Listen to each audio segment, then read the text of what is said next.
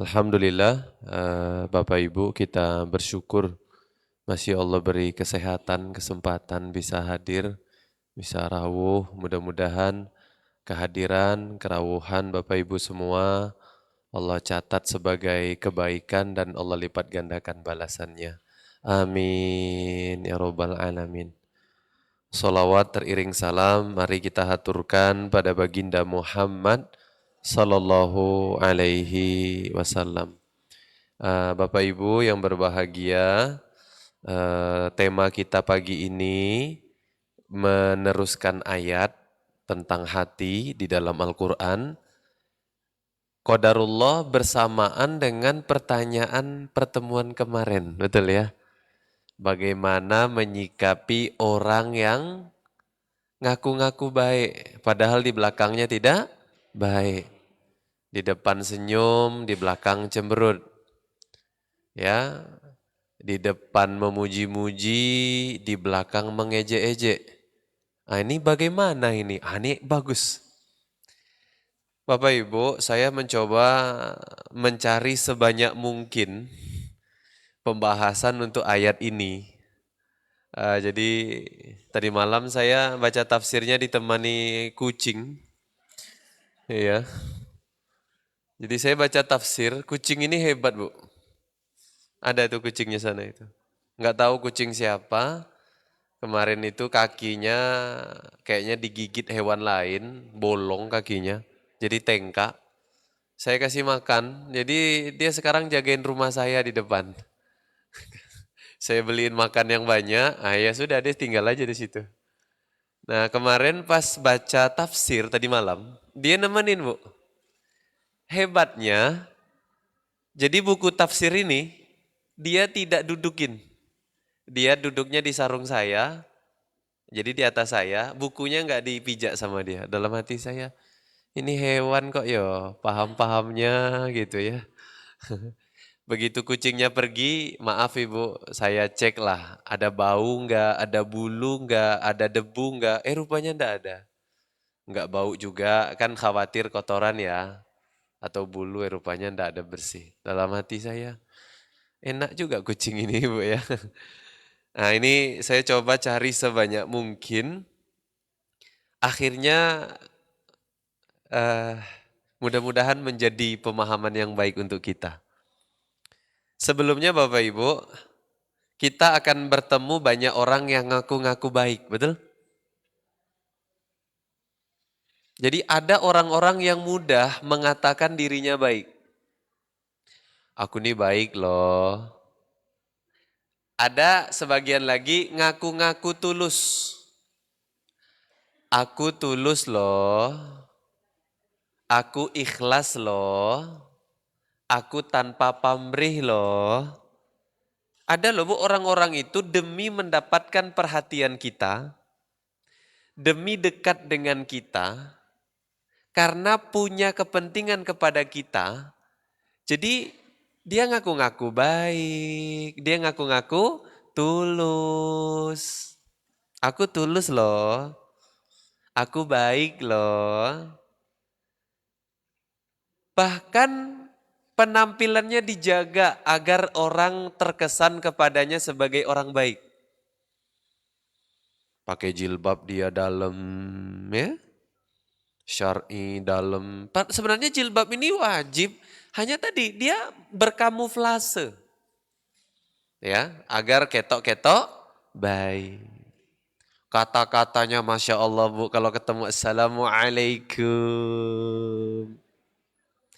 Ya, kalau negur kita tuh Bu, Habibati, pakai bahasa Arab ya. Ya, ana, antum, wah, kayak orang soleh ya. Masya Allah, segar rasanya ya pagi ini tadi habis duha.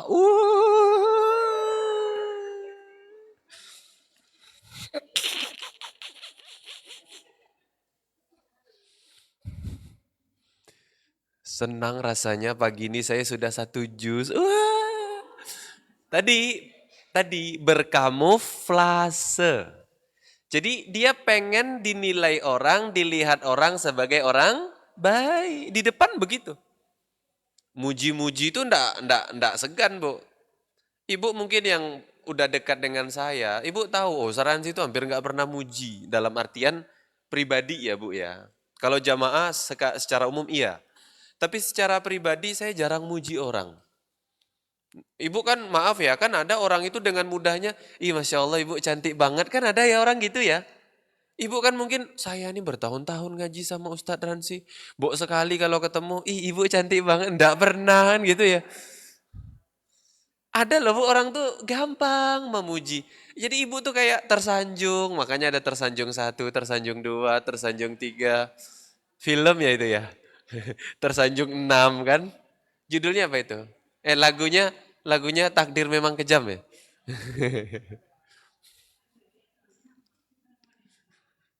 Ya. Jadi pakaiannya, sikapnya, perkataannya ditata agar terkesan dia nih orang baik. Bukan hanya ngaku-ngaku baik, ngaku-ngaku tulus. Jadi pakaiannya, bicaranya, sikapnya ditata sedemikian rupa agar terkesan dia ini orang baik. Dan tidak sedikit di antara kita, kita percaya bahwa dia orang baik. Kita pikir dia tulus, ikhlas. Kita pikir, ya. Ya, untuk mengegolkan ini bahkan dia tidak canggung berteman dengan pemuka agama. Weh. Dekat dengan ustadz-ustadz posting. Habis nemenin ustadz fulan. Habis membersamai ustadz fulan. Baru selesai mengantar ustadz fulan. Jadi orang kan trustnya naik, betul? Wih, hebat ya, rupanya yang nyupirin ustadz itu dia. Rupanya yang nemenin ustadz itu selama di Jogja dia. Jadi terkesan orang ini baik. Terkesan. Terkesan orang ini tulus baik. Ini kenyataan di masyarakat kita, tetapi dia palsu. Tidak sedikit orang seperti ini ngakalin kita. Alkisah, ini kisah nyata. Adalah satu travel yang pengen ngajak saya umroh. Ada banyak travel, Bu. Umroh lah saya, muji-muji saya, tanda tangan kontrak, nanti Ustadz sekian, sekian, sekian. Begitu berangkat Bu, TL-nya ndak ada, saya jadi TL, jadi Ustadz pembimbing, hak saya tidak dipenuhi. Ada dulu Alkisah, dulu long time ago. Padahal baru pertama ketemunya Bu, muji-muji. Masya Allah Ustadz Ransi itu ya, enaknya. Begitu jamaahnya 80 kalau saya tidak berangkat 2 bus ya waktu itu. Hak saya tidak dipenuhi sampai sekarang. Ya, biarlah Allah yang mengadili, pahami Bu ya. Tapi dia dan bla bla bla bla bla bla bla. Padahal awal ketemunya baik, baik, baik. Kita kan percaya, betul? Percaya. Rupanya ada kepentingan, ada udang di balik bakwan. Bukan udang di balik batu, tapi udang di balik bakwan. Ya, oke? Bapak Ibu, pernah mengalami itu. Saya pernah mengalami peristiwa itu. Sering bertemu dengan orang-orang yang ngaku-ngaku baik, ngaku-ngaku tulus. Kalau ketemu tuh Bu, ndak canggung ngasih hadiah. Ngasih hadiah, hadiah, muji, muji, muji. Ini realita di masyarakat kita, tapi hati-hati karena bisa jadi dia palsu. Emang berbahaya? Kan penting ya. Emang berbahaya? Kalau dia palsu hatinya emang berbahaya, satu. Dua. Terus emang perlu kita jauhi gitu? Ini penting Bu. Terus agar kita tahu dia palsu atau beneran gimana? Ayat ini. Surat Al-Anfal ayat 21, 22, 23. Apa kata Allah? A'udzubillahi minasyaitonirrajim. ولا تكونوا كالذين قالوا سمعنا وهم لا يسمعون. Kata Allah, dan janganlah kalian orang-orang yang beriman seperti orang-orang yang mengatakan aku mendengar padahal dia tidak mendengar. Ngaku-ngaku mendengar padahal tidak mendengar. Ada kata Allah orang-orang ngaku-ngakunya mendengar padahal tidak mendengar. Qauluhu ta'ala wa la takunu kalladzina qalu sami'na ay kal yahudi awil munafiqina awil musyrikin. Dua golongan kita ndak lah insya Allah ndak. Yahudi ndak kita insya Allah ndak Yahudi. Musyrik juga ndak. Insya Allah kita ndak musyrik. Tapi munafik bisa jadi kita masuk, betul? Saya yakin kita ini ndak Yahudi, saya yakin. Kalau Yahudi ndak ngaji kita, betul? Orang musyrik itu siapa Ustadz? Penyembah berhala. Ya, nah, insya Allah kita ndak penyembah berhala. Kita sholat, kita nutup aurat, kita bayar zakat, kita haji umroh, betul? Nah, kemungkinan ada di kaum muslimin itu yang tadi satunya. Orang-orangmu, jangan-jangan kita di situ, jangan-jangan. Kata para ulama yang dimaksud Allah ini adalah orang-orang munafik yang nampak-nampakin baik, nyimpen-nyimpen buruk. Di depannya baik, di belakangnya buruk. Di depannya memuji, di belakangnya ngejek. Di depannya merangkul, di belakangnya nendang. Ada orang kayak gini, palsu. Jadi kalau kita cari orang yang berhati palsu, itu orang munafik. Kata para ulama menafsirkan ini, orang munafik. Nah, ini bagus Bapak Ibu yang berbahagia. Saya sampai. Jadi bagaimana biar kita tahu Ustaz? Nah ini Masya Allah. Orang-orang yang berhati palsu itu ngeceknya Bapak Ibu bukan di perkara bisnis. Bukan di perkara dunia, bukan di perkara jogging, bukan. Jadi tidak bisa lihat orang lari kenceng berarti beriman, kalau lambat nggak beriman, tidak bisa. Ini orang larinya kenceng berarti imannya bagus, ini larinya pelan berarti munafik, tidak bisa, paham? Larinya kenceng, hatinya tenanan, kalau pelan berarti hatinya palsu, tidak bisa, paham? Ngecek orang hatinya palsu atau tidak dari mana ketika disampaikan nasihat atau ilmu agama. Yang non-profit, non-benefit, duniawi, materi. Jadi ngecek orang atau diri kita sendiri, hati kita ini tenanan atau palsu, ngeceknya, itu ketika diberi nasihat agama yang tidak ada nilai materinya dalam artian duniawi. Yang tidak ada profit duniawi. Tidak ada benefit duniawi. Oke? Orang kalau tidak ada dapat manfaat duniawinya, oke? Tidak ada dia dapat manfaat duniawi, lihat. Oke, urusan agama, lihat. Nah, ini ada kalimat tafsirnya. Qalu sami'na wa hum la yasma'un wa huwa min sima'il udhun wa hum la yasma'un, telinganya mendengar, wa hum la yasma'un ay la yatadabbarun. Nah, ini mulai. Yang dimaksud wa qalu sami'na wa hum la yasma'un, mereka berkata kami mendengar padahal tidak mendengar. Maksudnya apa? Dengan telinga mereka mendengarkan tetapi ya la yatadabbarun. Mereka tidak mentadaburi.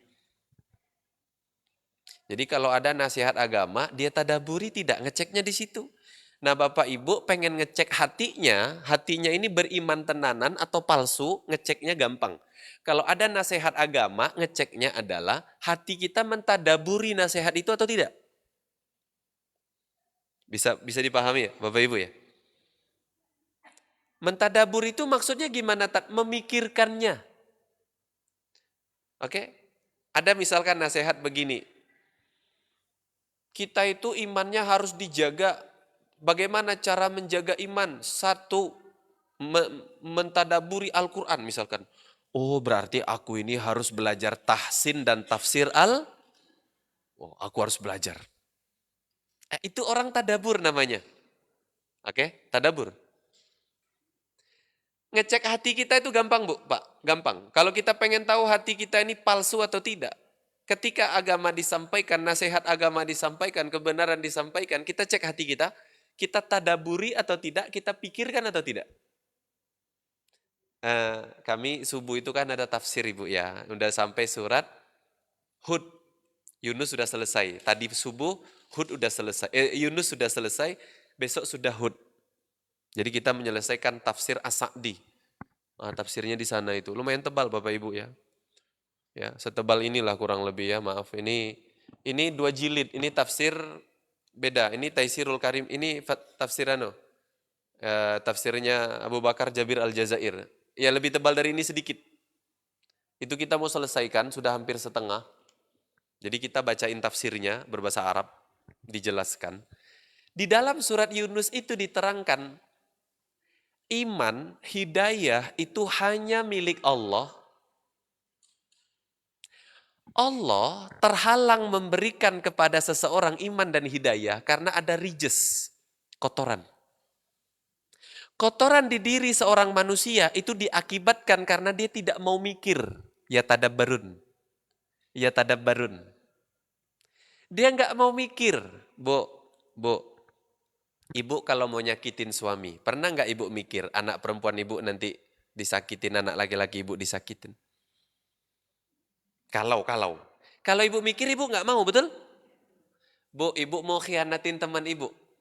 Coba kalau ibu mikir, oh, kalau aku khianatin teman aku, coba sebaliknya. Aku dikhianati temanku, enak nggak? Oh nggak enak, aku nggak mau. Itu mikir. Itu tadabur, namanya itu tadabur. Mentadaburi itu memikirkan dengan mendalam, kita cari tahu benar, salah, tepat, tidak. Itu kita pahami. Itu tadabur. Jadi hati orang itu ceknya gampang. Jadi selesai kajian, nih orang ini misu-misu, nanti ada penjelasan lebih lengkapnya, nanti ada. Atau dia tidak paham, itu di sana. Oke. Lebih jelas lagi kata para ulama, la yatadabbaruna ma sami'u wa la yufakkiruna fih. Tidak memikirkan, tidak dipikirkan. Jadi nasihat agama nggak dipikirkan. Dikasih tahu misalkan ya suami itu harus setia kepada istri, harus baik, nggak boleh ngerepotin, nggak dipikirkan. Artinya nggak dipikirkan apa? Jadi kata para ulama siklus itu gini, memikirkan, dapat pelajaran, melakukan. Itu siklusnya, itu dalam tafsir. Tafsir As-Sa'di. Jadi kita, siklus hidup kita dapat nasihat agama, dapat nasihat kebenaran, dapat nasihat kebaikan. Siklus orang beriman memikirkan, setelah memikirkan dapat pelajaran, setelah dapat pelajaran apa yang terjadi? Melakukan. Itu orang beriman. Awalnya tetap memikir. Sebaliknya, orang-orang layu minun tidak beriman, dia tidak memikirkan. Nasihat agama disampaikan tak ditadaburi, tak dipikirkan, tak dipahami. Yang terjadi apa? Kalau tak dipikirkan, tak dapat pelajaran. Kalau tak dapat pelajaran, mesti tidak mengamalkan. Betul?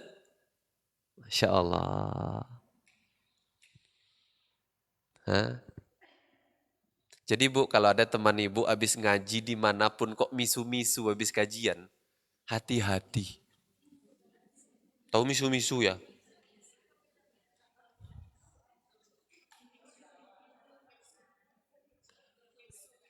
Aku kajian tadi ya, enggak nyaman belas. Sakit hatiku. Selama kajian, Ustadz itu nyindir aku terus. Kegeeran. Atau gini, Ustadz Ransi itu ya tidak pandai menarik hati jamaah. Bisanya nyindir, ngancam. Bu, saya posting kemarin tafsir Buya Hamka, tafsir surat Al-Kahfi ayat 101. Apa kata Buya Hamka? Mereka yang telinga tak bisa mendengar itu bilangnya gini, dasar ya ahli dakwah itu tidak bisa menarik hati jamaah, hati orang. Bisanya cuma nyindir terus, ngancam terus. Oh rupanya ada. Sudah dari dulu. Hei. Ibu kalau punya teman kayak gitu Bu, habis ngaji kok misu-misu. Enggak ustadznya, enggak snacknya, enggak panitianya, enggak AC-nya, enggak teman di sebelahnya, teman di depannya di misu-misu. No. Ini berarti materi tadi tidak dia pikirkan, betul? Jangan-jangan dia dapat kajian tapi tak dapat pelajaran. Hati-hati. Nanti di bawah kita bahas itu. Ibu nyamanlah berteman dengan orang kalau habis kajian itu. Alhamdulillah ya, walaupun tadi soundnya kurang jelas sih sebenarnya. Tapi pelajaran mahalnya, Ustadz itu tetap ceramah ya. Walaupun soundnya storing, soundnya enggak enak. Tapi Ustadznya itu tetap saja ceramah. Subhanallah ya, pasti enggak enak jadi Ustadz. Hebat ya Ustadznya. Ini teman bagus berarti, betul? Karena yang dilihat sisi Ibu lihat nggak teman depan kita tadi? Iya kenapa Bu? Lihat jilbabnya tuh nggak matching sama bajunya. Nggak usah merasa. Tapi dia karena positif. Tapi Bu hebatnya, walaupun nggak matching, ibunya tuh ngaji loh. Pasti kan mungkin waktu itu cari jilbab atau cari gamis tuh bingung. Takut telat ya sudahlah, pakai apa yang dapat. Akhirnya tidak matching. Gamis jilbab macan, jilbab kupu-kupu.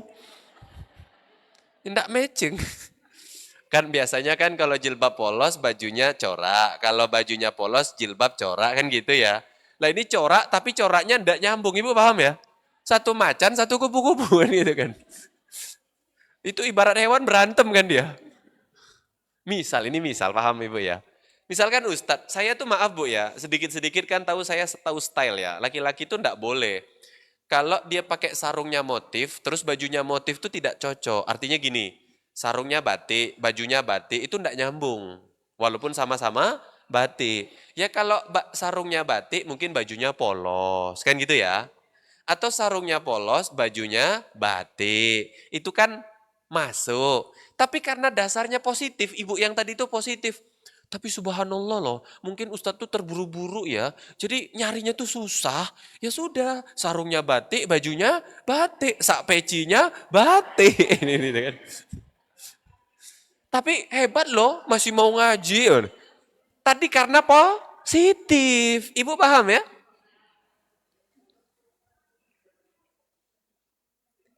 Tapi orang yang hatinya palsu disampaikan materi agama, disampaikan nasihat agama, la yatadabbaruna, la yufakiruna. Mereka tidak mentadaburi, mereka tidak memikirkannya, mereka tidak menghayatinya, mereka tidak menjadikan itu sebagai pembelajaran, tidak. Malah dijadikan musuh kadang. Ya, akhirnya tadi habis kajian dia misu. Kata Buya Hamka, akhirnya mereka mencela para pendakwah. Apa kata mereka? Dasar ahli dakwah cuma bisa menyindir dan mengancam saja. Tak bisa menarik hati orang katanya. Sebenarnya mereka tak siap dikritik. Itu bahasa terakhir Buya Hamka. Mereka tidak siap sedang ngerti orang palsu gimana? Tidak siap Bu, kita hidup pada masa di mana banyak kepalsuan itu menjadi senjata hari ini. Saya yakin tidak semua netizen itu baik, tidak semua pula netizen itu jahat, betul? Tapi kalau ada netizen yang jahat, yang buruk, itu coba dikritik, terima nggak? Nggak terima, betul? Padahal kalau mengkritik orang nomor, bila dikritik, nggak terima. Kalau kata Buya Hamka, tidak siap dikritik. Ibu-ibu yang punya anak, begitu kan? Wah, dikritik cara mendidik anak. Banyak yang nggak siap, betul? Hati-hati, jangan-jangan hatinya.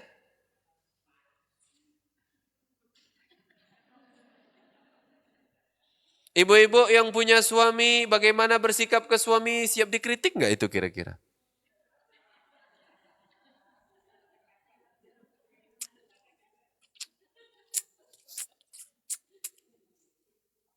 Kenapa Ustadz?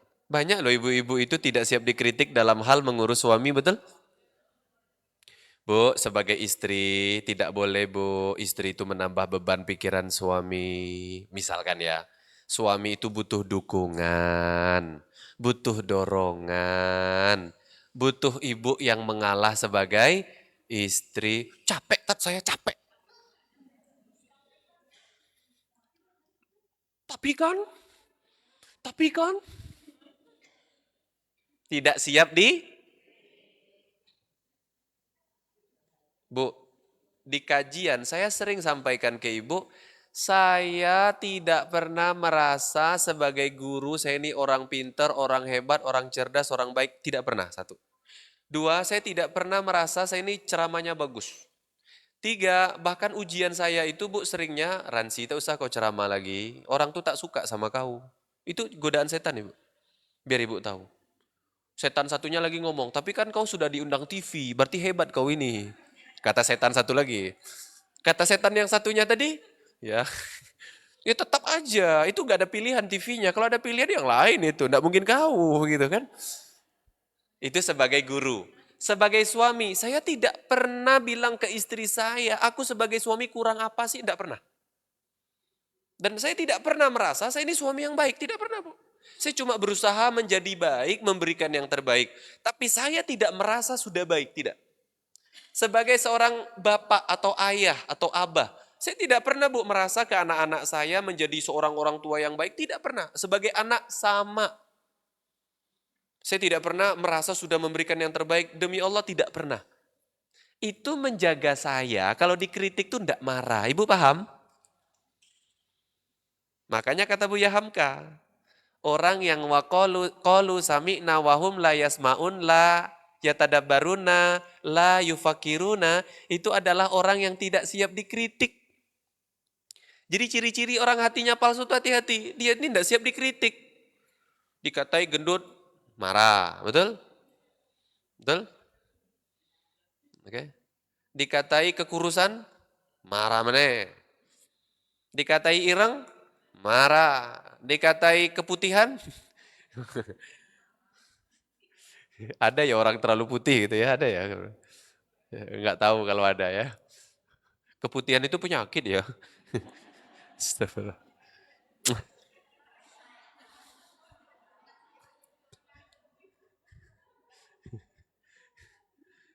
Ya, ya, kita lanjut Ibu. Ini mohon maaf ibu-ibu yang datang belakangan nggak dapat snack. Mohon maaf, snacknya habis ya. Besok. Ya, nanti kita siapkan, besok kita tambah snacknya. Iya. Hah? Gimana Ibu? Oh gitu, enggak apa-apa, enggak apa, enggak apa-apa. Saya yakin ibu-ibu yang nggak dapat snack itu pahalanya lebih banyak itu, saya yakin itu. Yakin saya. Terus ibu-ibu yang nggak dapat bilang gini, mana lapar lagi. Ini ustadznya nih kebanyakan snack, gede betul ya. Kita lanjut Bu, ini bagus. Ini bagus banget nih. Orang yang ketika diberikan nasihat agama non profit duniawi, non manfaat duniawi, ya oke, nasihat agama, kan tadi layatadabarun layufakirun, mereka tidak memikirkan, mereka tidak mentadaburi, mereka tidak memahami, mereka tidak menghayati. Yang terjadi bisa kita cek orang ini atau diri kita sendiri bahkan saat menerima nasihat agama biasanya mereka tersinggung marah biasanya. Nah, coba cek diri kita. Kita ini kalau dapat nasihat agama marah nggak kira-kira? Ya. Kalau kita Bu, bahkan ustadz marahin ibu, ibu tuh bisa longgar hatinya. Top. Dulu waktu di pondok Bu, ini nyata sak nyata-nyatanya. Jadi qadarullah, ada teman kami itu Bu mengadakan kajian akidah, belum 5 pertemuan kajiannya bubar Bu. Tutup, kajiannya itu tutup. Padahal dalam Islam kajian akidah itu pokok. Beliau di kelas bertanya, qadarullah teman ini seangkatan sekelas dengan saya. Di kelas beliau tanya, saya menyaksikan sendiri. Saya menyaksikan sendiri. Tat, saya tuh ngadain kajian akidah, Tat. Tapi baru 3 pertemuan, Tat. 4 pertemuan, kajiannya tutup, Tat. Bubar, jamaahnya nggak ada lagi. Rutin. Ustadz tanya, lah kamu pakai kitab apa? Ya saya kitab akidah Tohawiyah, Tat. Wah, Ustadz langsung komentar apa, Bu? Langsung ke orang yang bersangkutan. Tuh, ke orang, disebut orangnya, Ibu paham ya? Di kelas. Lah itu yang goblok kamu. Apakah kita yang digituin tersinggung? Kita dilatih untuk siap dikritik, siap disalahin, bahkan tunjuk hidung tuh harus siap kalau emang salah. Apa kata beliau menasehati? Saya, guru Anda, itu kajian akidah, kitab akidah paling dasar. 5 tahun belum gerak-gerak kitabnya, cuma itu terus. Lah Anda ini kitabnya akidah Tohawiyah, itu akidah, kitab akidah tingkat tinggi, Bu. Bayangkan orang awam pakai akidah tingkat tinggi, betul? Ibu bayangkan lari, ibu baru lari, cuma jalan. Tiba-tiba guru lari ibu bilang gini, 10 kilo pes 4. Ibu pertemuan berikutnya datang nggak kira-kira? Mending kalau datang, kalau ambulan datang. Ibu paham ya? Nggak, paling gampang melihat akidah itu adalah mungkin analoginya ke lari lah. Ibu bayangkan, ibu-ibu yang umum ini kan akidahnya akidah dasar, betul? Akidahnya itu yang dasar-dasar lah. Namanya orang belajar tuh dari yang dasar. Tiba-tiba langsung tingkat tinggi. Ibarat lari. Hari pertama latihan langsung 10K PES 5 gitu kan. Semaput. Darah jantung berdetak tinggi. Sesak nafas. Belum 5 kilo, belum sekilo, baru 500 meter semaput, muntah-muntah. Itu lari, apalagi akidah, stres. Jadi Bapak Ibu kafir, bingung juga kan? Wedan itu kan, wedan gitu kan. Itu guru saya bilang, Bu, itu goblok kamu. Nggak tersinggung, sampai sekarang kita itu sangat memuliakan guru. Nah, karena dididik kita itu untuk siap salah yosa. Jadi, kita pengen ngecek diri kita atau orang di sekitar kita hatinya palsu atau imannya beneran, ngeceknya. Dia ini memikirkan materi atau tidak, memahami materi atau tidak, mentadaburi materi atau tidak, ngelihatnya, tersinggung marah enggak dia? Ini tafsir Al-Qurtubi kan tadi? 2, selesai materi itu dapat pelajaran tidak? Dari 1 jam materi Ustadz, kira-kira ada pelajaran nggak yang didapat? Kan minimal 1, betul Ibu ya?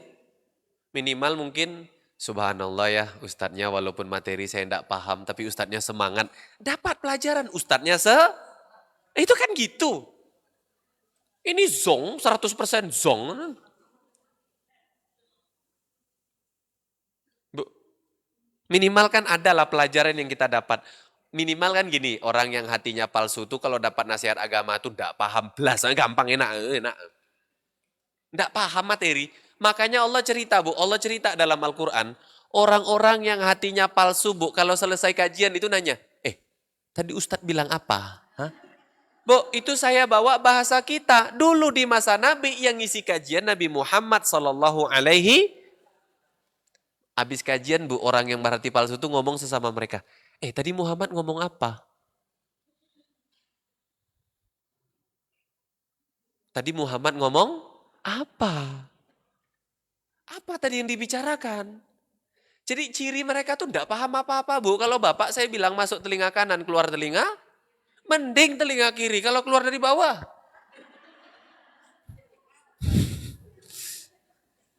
Lagi kajian kan enggak enak banget ya, tut gitu kan.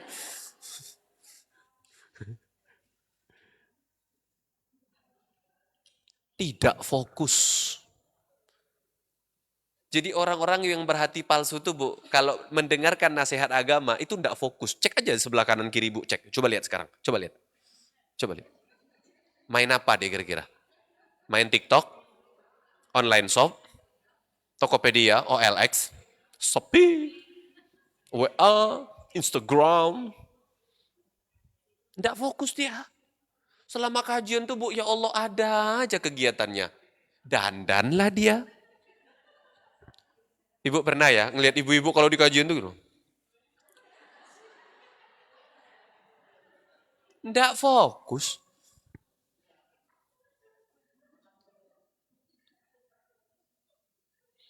Maaf, maaf.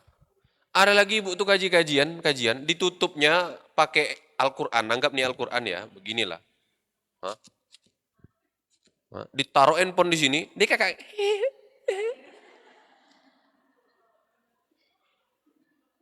nggak mungkin fokus ke materi yang mau lagi bahasnya tentang cerai kok ketawa-ketawa. Orang kan kalau pembahasan cerai itu kan takut kan gitu Bu ya.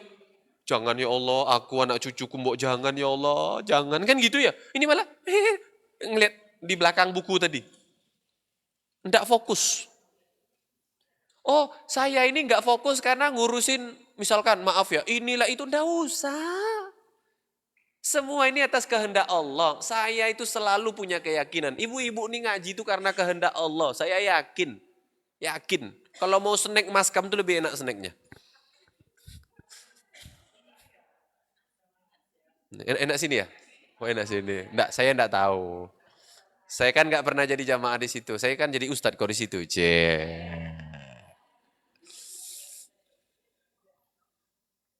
Ya. Ustadz bisa nggak ngisi di maskam? Diam aja saya. Aduh, nggak mungkin. Masalahnya Selasa kan di sini Bu ya. Diam aja saya. Udah enak. Ustadz perusahaan kami ngadain kajian kapan? Selasa jam 9.30 sampai jam 11. Aduh maaf, saya ada kajian. Bu kajiannya diliburkan tar, sepekan sekali kok nggak bisa libur sekali gitu. Ya maaf. Ya. Jadi Ustadz tuh godaannya Bu, ampun godaannya. Ustadz, kami komunitas sosialita Jogja, ibu-ibu muda. Kami ada kajian Selasa pagi. Ustadz berkenan mengisi acara kami, maaf ada kajian saya. Sekali-kali dong, Tan.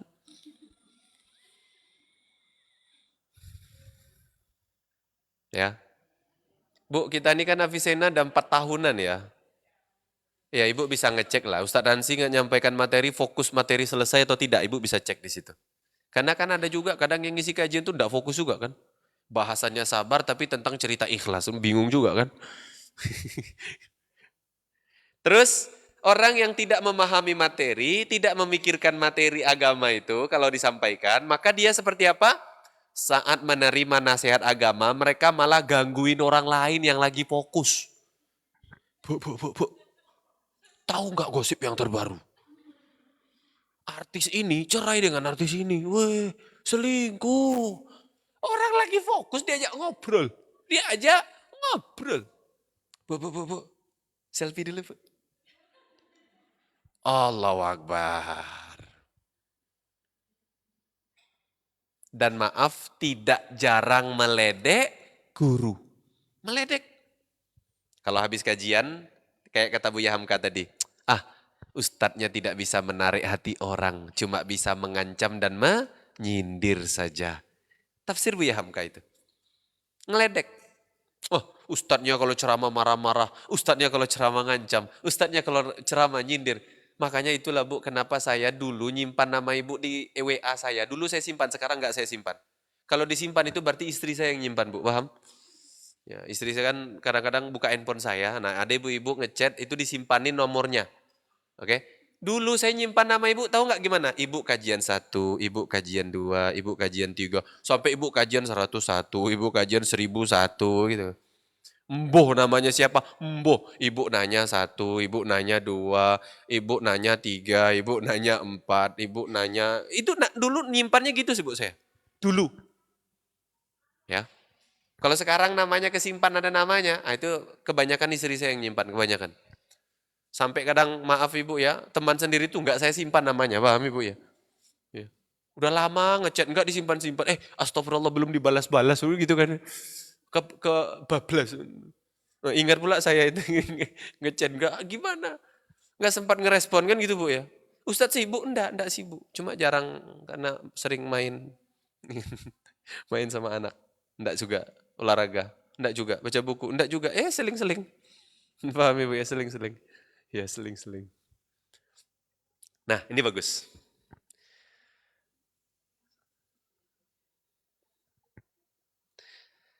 Apa yang harus dilakukan terhadap mereka?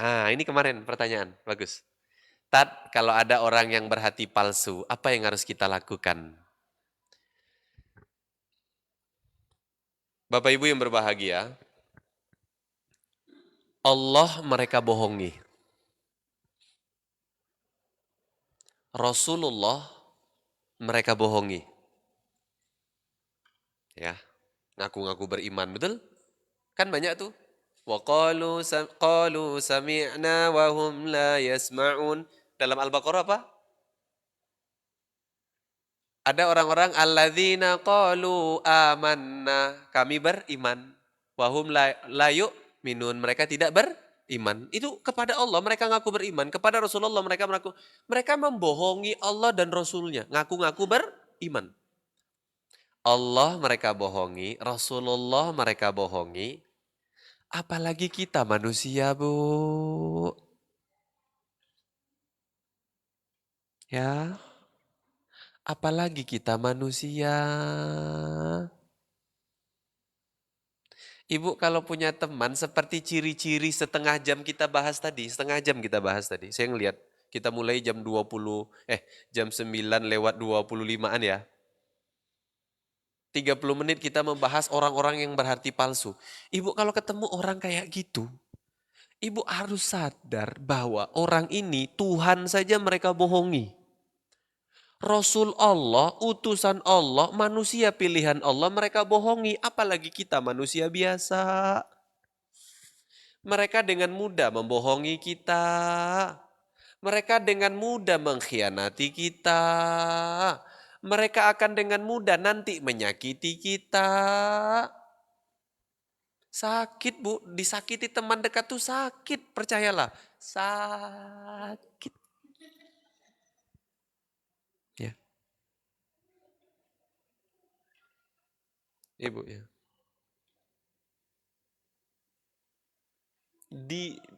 Ditusuk dari belakang tuh sakit.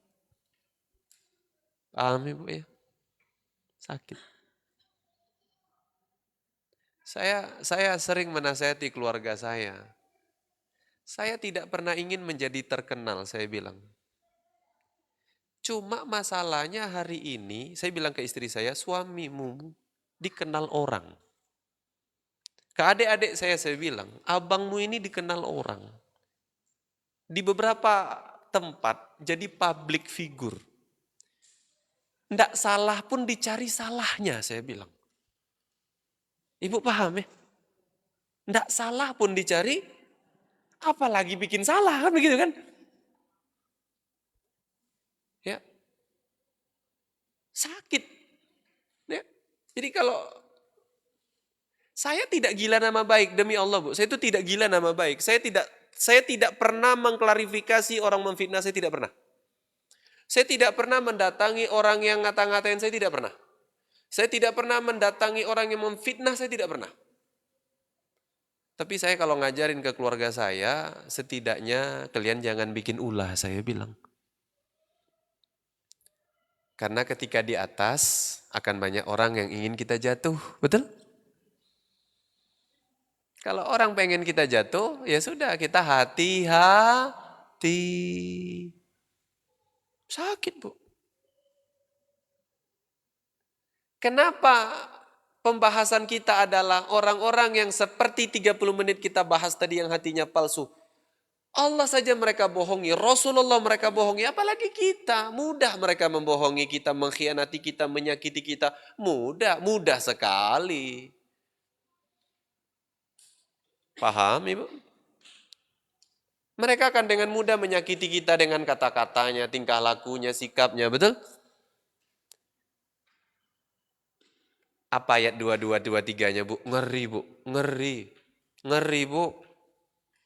Ketika Allah bilang, وَلَا تَكُونُوا كَالَّذِينَ قَالُوا سَمِعْنَا وَهُمْ لَا يَسْمَعُونَ. Kata Allah tadi, Jangan kalian menjadi seperti orang-orang yang mengatakan kami mendengar padahal tidak mendengar. Telinganya mendengar nasihat tapi hatinya tidak mentadaburi, tidak memahami, tidak menghayati, tidak memikirkan. Akhirnya tak dapat pelajaran dan tidak diamalkan. Orang kayak gini apa kata Allah? Ayat 22. Al-Anfal 22. Apa kata Allah? Inna syarrad dawabi indallahi as-summul bukmul ladzina la ya'kilun.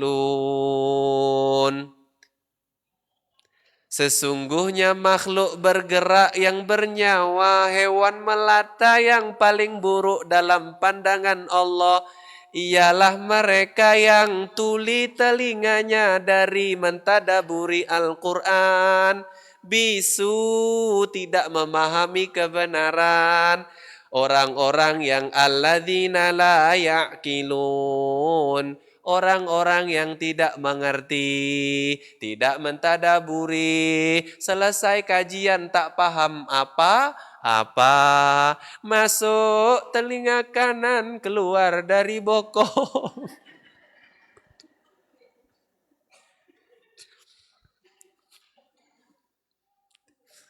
Biar nggak nangis. Nanti nangis, sedih gitu kan. Sekarang itu saya harus kuat, Bu. Di mimbar, di panggung itu harus kuat. Kalau dulu saya nangis, kalau sekarang saya punya waktu menangis. Kapan? Lagi treadmill. Nangis saya. Nangis kenapa, Ustadz? Nikmat yang Allah kasih ke saya ini banyak, Bu. Banyak. Kurang bersyukur saya. Saya tidak pernah kelaparan. Saya bisa olahraga, bisa milih waktu olahraga, saya bisa baca kitab, saya bisa baca buku, saya bisa kajian, ngisi kajian. Ibu-ibu mau datang ngaji, saya ini kurang bersyukur menurut saya. Padahal di luar sana ada orang makan susah, betul? Dia harus jual koran, betul? Dia harus bekerja susah payah dapatnya sedikit. Ya, ada orang-orang bahkan di belahan dunia sana susah makan itu susah, kerja enggak ada. Saya kalau ngeliat gitu tuh, Bu, astagfirullahaladzim. Mbok pandai bersyukur. Ya. Nah, jadi saya kalau di kajian agak kuat sedikit, Bu, ya. Sedikit gitu ya, agak kuat. Ibu lihat. Lebih parah lagi, tadi kan kata Allah ayat 22, sesungguhnya hewan melata, hewan merangkak di muka bumi yang paling buruk di sisi Allah adalah orang yang tuli, bisu, yang mereka ini tidak memikirkan, akalnya tidak dipakai, ya dia tidak memikirkan apa-apa yang disampaikan oleh Allah. Di langit ada langit, ada bumi, ada orang hidup, ada tumbuhan, tak pernah dia memikirkan. Lihat ayat 23-nya ngeri. Makanya ini yang perlu, Bu, kalau ketemu orang begini, jangan, maaf ya, jadi pahlawan kesiangan ojo. Ya, lihat kata Allah. Walau alimallahu fihim khairan la asma'ahum. Walau asma'ahum latawallaw wa hum mu'ridun. Lihat. Walau alimallahu fihim khairan la asma'ahum. Dan sekiranya Allah mengetahui ada kebaikan pada mereka tadi yang hatinya palsu, mestilah Allah jadikan telinga mereka mendengar, memahami, mentadaburi dan memikirkan nasihat agama. Sekiranya Allah tahu ada kebaikan di orang yang hatinya palsu, maka Allah jadikan telinganya mendengarkan nasihat, hatinya memikirkan, memahami dan mentadaburi. Tapi kenyataannya tidak. Bahkan walau asma'ahum, bahkan kalau Allah jadikan mereka mendengar, Allah dorong datang ke kajian, dia duduk di kajian, pegang handphone, datanglah ceramah agama. Allah kasih kesempatan dia mendengar nasihat agama. Walau asma'ahum latawallaw wa hum mu'ridun. Niscaya mereka tetap berpaling. Tetap percuma. Percuma. Jangan jadi pahlawan kesiangan. Jangan sok-sokan mampu menasehati orang. Jangan sok-sokan mampu ngajak orang. Paham?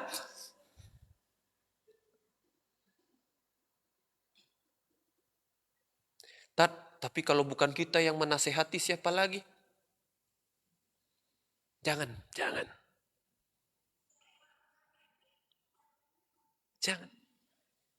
Ya. Bu, Pak, kita menyelamatkan diri kita saja susah, betul? Bagaimana katanya dengan amar ma'ruf nahi mungkar? Amar ma'ruf nahi mungkar itu tidak harus kita ngajakin orang-orang seperti ini. Masih ada orang-orang yang baik yang bisa diajak. Ada. Kita hanya ngajak orang yang mau diajak. Itu attitude, tolong dicatat. Attitude dalam agama kita dan khusus wanita muslimah itu hanya ngajak orang yang mau diajak, hanya menasehati orang yang mau dikasih nasihat. Orang-orang yang terbukti beberapa kali kalau dikasih nasihat, tadi saya bacakan lagi, tidak mentadaburi, tidak memikirkan, tersinggung marah, tidak paham apa-apa, tidak fokus, malah gangguin orang, malah ngeledek ustadz, meledek guru, meledek kiai. Orang-orang seperti ini hatinya palsu. Maka kata para ulama, orang-orang seperti ini kita jaga jarak. Jauhi, say hello enggak apa-apa. Kalau duduk di kajian, kalau bisa cari tempat lain. Kok gitu banget, ence? Ya. Kenapa? Kenapa kita perlu jaga jarak, jauhi? Kenapa kita nggak boleh dekat? Kenapa kita itu tidak nasihati saja mereka, Ustadz? Tadi loh, walau asma'ahum. Ini lihat, walau alimallahu fihim khairan la asma'ahum. Kalau sekiranya Allah tahu orang ini ada kebaikan, Allah jadikan telinga mendengar, hati mentadaburi, memahami dan memikirkan. Tapi kenyataannya tidak. Walau asma'ahum, bahkan berkali-kali Allah dorong, Allah kasih kesempatan mendengarkan nasihat agama. La tawallaw wa hum mu'ridun. Tetap saja mereka berpaling. Kata Allah. Jadi kenapa Bu kita tidak usah repot-repot ngasih tahu? Lah Allah saja udah mau, masa kita? Jadi malaikat tuh garu-garu, paham Bu? Ini orang ya, sok yes ini itu ya. Ibu tahu ya, sok-sokan kan itu kan. Al-Kisah, kisah lagi, ini nyata. Dahulu kala,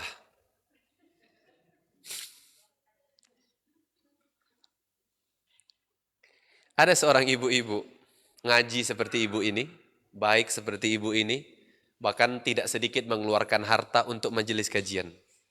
Dermawan orangnya, suka ngaji. Sampai suatu titik dalam perjalanan hidup beliau, adalah orang yang mengata-ngatai saya. Beliau ingin mendakwahi orang yang ngata-ngatai saya ini. Saya bilang, Bu, enggak usah. Wong saya aja yang dikata-kata itu enggak peduli, saya bilang. Enggak usah, saya bilang. Kadang-kadang orang gila seperti itu, yang bisa mendakwahinya orang gila seperti saya, kata beliau. Bu, karena bukan istri saya, bukan anak saya, bukan adik perempuan saya tidak punya kuasa, betul? Saya cuma bilang sekali, setelah itu saya tidak nasehatin lagi, betul? Akhirnya yang terjadi, beliau yang tadi marah saya diejek-ejek, dikata-katai, beliau yang pengen bela saya, berbalik, beliau ikut ngejek saya. Bahkan masih ada screenshotnya di medsos. Masih ada. Ya, saya ditelepon waktu itu, Ustadz, apakah ini kita perlu perkarakan? Saya bilang, enggak usah, enggak usah. Enggak perlu, saya bilang. Tapi nanti nama baik Ustadz jelek, enggak apa-apa. Nama saya itu juga sudah jelek, saya bilang. Jadi enggak usah dibaik-baikkan, Bapak Ibu ya. Ya, enggak apa-apa, saya bilang. Saya tahu Bu, di luar tuh lagi ada gosip macam-macam. Saya bilang, enggak apa-apa, enggak apa-apa. Biarkanlah orang menggosip. Orang yang kenal saya dari dulu sampai sekarang, mereka tahu kok.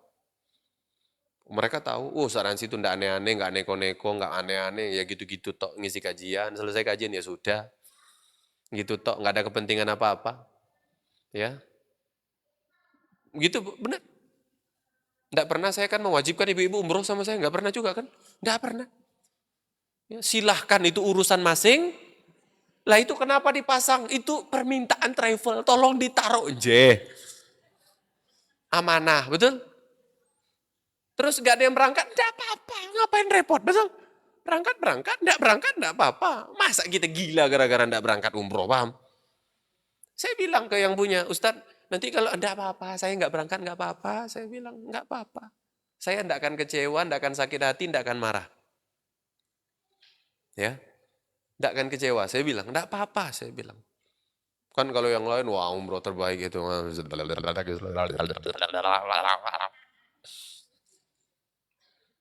Ya, jangan jadi pahlawan kesiangan.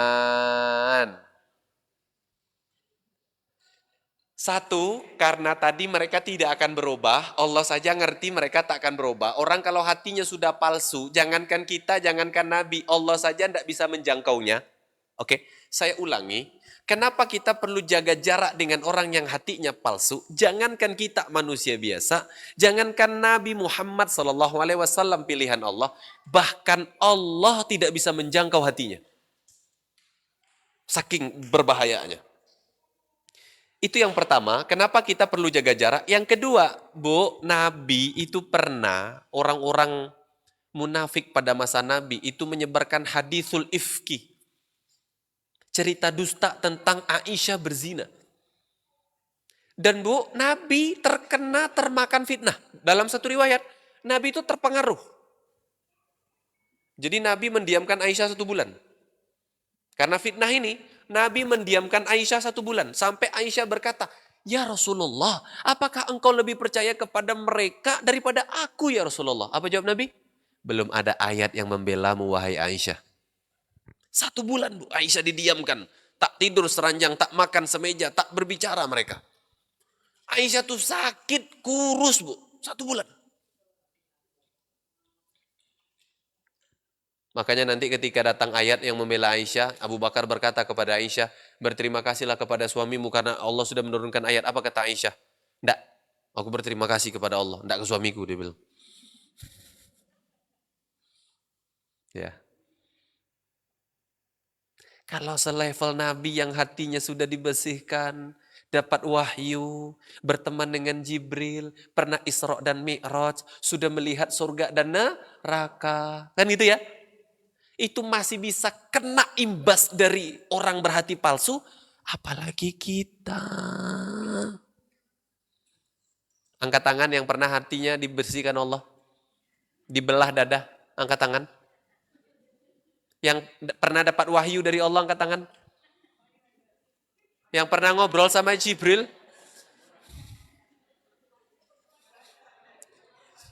Ada Bu, ada Ibu Wahyu Handari. Itu bukan wahyu dari Allah. Itu makhluk Allah. Ya. Tidak ada kita nih yang maaf dibelah dada, dibersihkan hati, tidak ada. Isra Mi'raj kita tidak pernah. Dapat wahyu, tidak. Ngobrol sama Jibril juga tidak pernah, betul? Tentulah kita ini lebih mudah terpengaruh oleh rusaknya bahaya orang-orang berhati palsu. Tolong jaga jarak, Bu.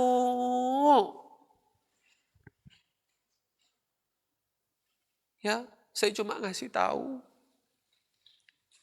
Iman itu kembali ke kita masing-masing. Kalau Allah pengen memasukkan iman ke hati ibu, hidayah ke hati ibu, tolong ini diaktifkan untuk berpikir. Kalau akal kita tidak kita aktifkan berpikir, maka Allah kasih rijes, kotoran di hati kita. Kalau hati kita ada kotoran, itulah penghalang hidayah dan iman. Ya. Jadi Bu, kalau ada ayat-ayat Al-Quran, ada ayat-ayat kauniyah, ini kan kauliyah, Al-Quran itu kan kauliyah. Kalau kauniyah itu apa Ustadz? Alam semesta, kejadian-kejadian itu ayat Allah yang kauniyah namanya, kejadian-kejadian. Bu, kita pikirkan, jadikan bahan perenungan. Ibu kalau pengen ngomong aneh-aneh ke suami, nyakitin suami itu, mbok mikir. Oke? Oke? Saya sering Bu, kalau ngajarin istri saya begini, kamu kalau aku belikan makanan, kalau kamu belikan aku makan nggak? Saya bilang, aku makan. Menghargai, paham? Semarah apapun pasti saya makan Bu. Kalau saya disiapkan makan, saya pasti makan. Menghargai, betul? Tapi kalau dibalik, suami membelikan makan misalkan, betul? Coba kalau ibu lagi kenyang, terus ibu nggak mau makan, ibu mikir, ibu dipakai mikir, ini dipakai mikir Bu. Iya ya, coba kalau aku yang belikan nyiapin, nggak dimakan, sakit nggak hatiku? Sakit. Betul sih aku lagi bad mood, betul sih aku lagi marah, betul sih aku lagi diet, tapi enggak lah. Paham Ibu? Ke anak sama. Ibu pernah jadi anak kan? Suka nggak dimarah orang tua? Angkat tangan yang suka dimarahi orang tua. Biar tak marah. Kita nggak suka dimarahi orang tua, betul? Masa kita memarahi anak, minta anak kita nerima? Nggak bisa nerima, Bu. Saya nggak pernah marah ke anak saya, Bu. Nggak pernah. Saya tidak pernah marah, apalagi mukul, nggak pernah. Ini iPad ini dipijak-pijak kadang, Bu. Saya nggak marah. Handphone dipijak, dijatuhin. Enggak. Saya biasa saja. Ini cuma barang, betul? Kalau anak saya lagi nggak mau sama bapaknya disuapin, enggak apa-apa. Mbak nih, dia lagi mau sama si Mbak, ya udah nggak apa-apa. Ngapain kita orang tua kemudian maksa, betul? Kalau kita sebagai anak nggak suka dimarah, kita punya anak jangan marah ke anak kita. Anak kita itu Bu, maaf Bu ya, maaf. Tidak ada kebolehan kita marahin dia dalam artian apalagi masih kecil itu tidak ada kebolehan. Dosa kita. Ya, anak kita itu salah kan karena dapat contoh dari kita. Ini kita sebagai orang tua ya. Tapi kalau kita sebagai anak orang tua, kita harus berikan yang terbaik, betul? Kita jangan melihat jelek orang tua kita lihat baik-baiknya. Fokus ngelihat positif-positif, baik-baik. Sudah fokus. Udah. Kalau ibu bilang, Ustadz enak ngomong kayak gitu. Bu, maaf, saya lahir bapak saya tidak ada. Ibu udah tahu itu udah sebanyak saya ceramah di mana-mana. Saya kecil ditinggalkan orang tua saya. Saya tinggal dengan nenek dan paman saya. Saya kecil ini adalah anak yang sering dikata-katai orang sekitar saya bakal gagal, tidak akan sukses, jadi sampah, macam-macam lah kata-kata orang. Tapi alhamdulillah gini-gini saya lulus juara 1 umum PPNI Pondok Pesantren. Sombong. Mulai kan. Sombong. Ya. Saya masih punya surat keterangan berprestasi dari SMA saya, Ibu. Sombong. UII IPK terakhir 389 ya kayaknya ya.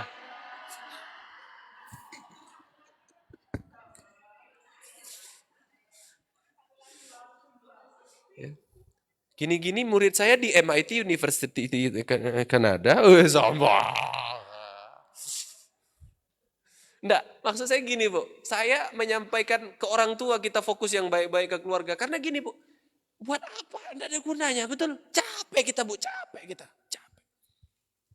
Besok, Sabtu, itu kan ada materi surga di rumah tanggaku. Surgaku di rumah. Jadi Bu, saya itu dapat sebuah rahasia di dalam kitab Al-Baitus Sa'id. Saya itu dapat sebuah rahasia tafsir yang Bu, gini, selama ini kita memahami, ini saya spill ya materinya ya. Selama ini kita memahami surga di rumah tangga itu maksudnya kita pulang serasa surga, betul? Yang kita pikirkan begitu, betul? Suami surga itu yang ibu pikirkan adalah bersama suami terasa bahagia, betul? Anak kurota ayun yang ibu pikirkan adalah, bapak pikirkan adalah, yang kita pikirkan adalah anak ini kalau kita bersamanya menyenangkan, betul? Salah paham. Ar-Rum ayat 21. Bukan ma'aha tapi ilaiha. Pemahaman kita selama ini harusnya ayatnya adalah ma'aha bukan ilaiha. Litaskunu ilaiha. Bukan ma'aha. Bukan agar kamu tenang bersamanya, bukan. Tapi agar kamu tenang bahagia kepadanya. Apa maksudnya kata para ulama? Top, top. Jadi rupanya surgaku di rumah tanggaku itu adalah kita yang berusaha untuk diri kita sendiri agar ketika bertemu pasangan, ke rumah, ke anak, kita ini bawa surga. Bukan surganya di rumah, kita yang bawa surga. Keren kan? Salah paham kan? Banyaknya hari ini adalah kita menuntut pasangan kita jadi surga kita, betul? Lupa, rupanya ayatnya bukan ma'aha tapi ilaiha. Jadi maksudnya gimana itu Ustaz? Maksudnya adalah surgaku di rumah tanggaku itu maksudnya kita berusaha menjadi surga ketika pulang ke rumah, ketemu anak, ketemu pasangan, ketemu orang tua, ketemu saudara, ketemu orang, kita tuh jadi surga untuk mereka. Bahkan ayatnya tafsirnya itu begini. Jadi kalau sering-sering kita nggak mungkin 100% baik, betul? Maka berusahalah kalau lagi ada masalah tetap tenang, minimal diam. Kondisi sempit, kondisi sulit, tetap tenang. Kalau bisa senyum, kata penulis buku ini, Al-Baitus Sa'id. Saya baca aja tuh geleng-geleng. Top, betul? Top. Coba, keren kan? Itu juga ialah yang terkandung, tersirat dalam ceramah Ustadz Adi Hidayat itu ya. Cobalah kita itu kalau pulang ke rumah ya, berwudu dulu agar yang kita bawa tuh suasana surga. Jadi bukan kita minta surga, tapi kita membawa suasana itu. Hah? Jadi kan banyak tuh kadang orang nyampaikan itu jadi istri surga itu adalah kalau suami datang ke sana terasa nyaman. Suami surga adalah istri kalau datang ke suami terasa nyaman. Kan begitu ya mikirnya? No, no, no, no, no, no. Jadilah kenyamanan bagi orang untuk diri kita ini jadilah kenyamanan orang. Oke? Subhanallah ya, Bapak Ibu ya. Inilah pembahasan kita. Kita tetap jadi orang baik. Kita tetap jadi surga bagi siapapun. Jadilah surga bagi pasangan, bagi orang tua, bagi anak, bagi tetangga, bagi saudara, bagi teman kita di kajian. Jadilah surga. Tidak peduli bagaimana orang bereaksi ke kita, tapi jadikan diri kita surga untuk orang lain. Jangan terpengaruh gesekan apapun. Itulah iman. Makanya ketika buku setebal itu, Bu, cuma ada 2 cara untuk mewujudkan surgaku di rumah tanggaku. Itu cuma 2 cara. Cara pertamanya iman. Cuma kan kalau teori itu ya Ibu enggak paham, dia butuh penjelasan, betul? Cuma besok itu syaratnya harus suami istri ikut. Dan kuotanya ditambah karena sudah full. Kuota biasanya itu sudah full, harus akhirnya panitia nambah kuota. Tapi di Solo. Solo. Ya enggak apa-apa kan sambil jalan ke Solo kan? Iya kan sambil jalan-jalan ke Solo kan? Terus kalau panitianya nggak bolehin langsung ditodong. Aku nih jamaah usaransi di Jogja. Tak pateni kowe. Ngancam. Ngancam. Saya bacakan surat ini sangat inspirasi saya, ayat ini. Saya pribadi terinspirasi lah. Kalau Bapak Ibu tidak, saya tidak paham ya. Jujur bagi saya ayat ini sangat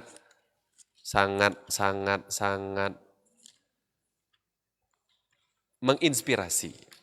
Surat An-Nahl mana dia ini?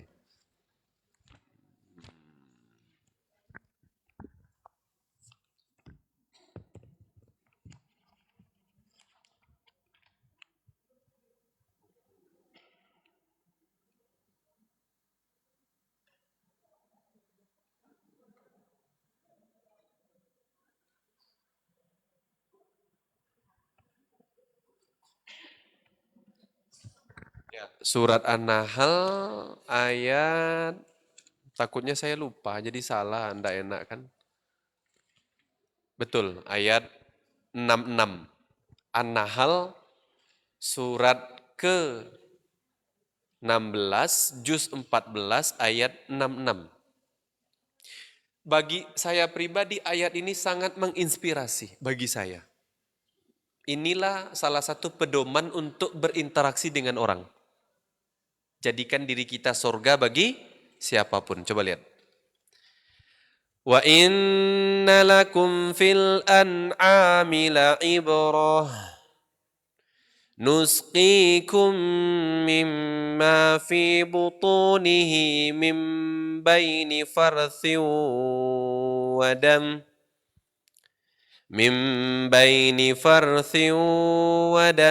labanan khalisan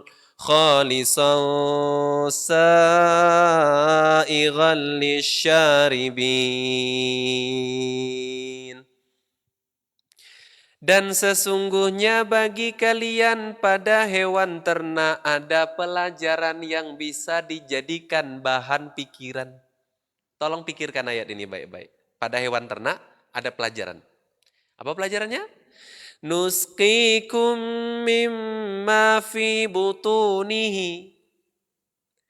Yang kami memberimu minum air susu dari apa yang ada dalam perutnya, susu murni. Padahal di dalam perutnya mimbaini farthi wadam. Padahal dalam perut hewan ternak itu ada darah, ada kotoran, tapi tetap keluar labanan khaliso, tetap keluar susu murni tanpa terkontaminasi darah dan kotoran. Susu murni yang tidak terkontaminasi dengan kotoran dan darah itu sa'ighal lisyaribin, mudah ditelan dan penuh manfaat bagi siapapun yang meminumnya. Itulah orang-orang yang beriman, tidak terpengaruh oleh gesekan apapun. Suami jahat sak karepmu, istri tak baik sak karepmu, anak tak baik sak karepmu, orang tua tak baik, ya monggo. Yang penting aku tetap baik. Susu tidak terpengaruh di dalam perut hewan ternak oleh darah dan itulah orang beriman. Gesekan hidup sebesar, seberat, sebanyak apapun yang tidak baik menggesek kita, bila kita punya iman, tidak terpengaruh. Ada contoh dalam Al-Quran. Daraballahu mathalan lilladzina amanu imra'ata fir'aun. Allah memberikan permisalan orang beriman seperti istri Fir'aun, namanya Asiyah binti Muzahim. Suaminya Fir'aun ngaku Tuhan, maksa orang nyembah dirinya sebagai Tuhan. Siapa yang tak mau menyembah sebagai Tuhan disiksa, dibunuh. Tapi dia beriman, tidak terpengaruh, tetap baik ke suaminya. Ini suami ibu bukan Fir'aun, tapi terpengaruh. Kenapa ibu ndak ngaji? Lah suamiku ndak ngaji. Kenapa ibu cerewet? Suamiku gajinya UMR. Kenapa ibu ndak soleha? Lah suamiku ndak soleh. Padahal belum Fir'aun loh, suami ibu sudah terpengaruh ibu. Bapak-bapak sama. Jangan terpengaruh. Iman itu tidak terpengaruh. Itulah kebalikan orang yang berhati hati-hati. Ada manusia-manusia berhati, jauhi. Karena kita bisa kena ibu-ibu yang sudah hijrah, sudah taubat, sudah beriman, sudah ngaji, sudah sholat, sudah nutup aurat. Saya ketemu Bu Jamaah yang tadinya berjilbab, sekarang Masya Allah. Enggak usah lah, bukan Masya Allah. Masya Allah ini kan pujian ya, bagus ya. Innalillah. Astaghfirullah. Ustadz, Saya Bu, kalau orang perempuan manggil saya Ustadz pakai jilbab, tenang hati saya. Tapi kalau yang memanggil saya tuh, maaf, enggak pakai jilbab, pakai baju satu tali,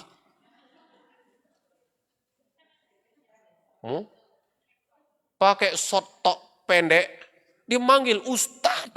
Takut saya itu Bu. Allahu Akbar.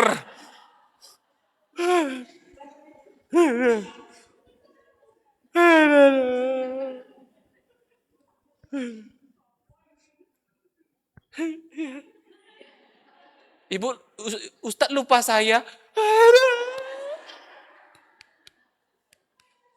Saya jamaah Ustadz, Ustadz gagal. Jamaahnya jadi kayak gitu.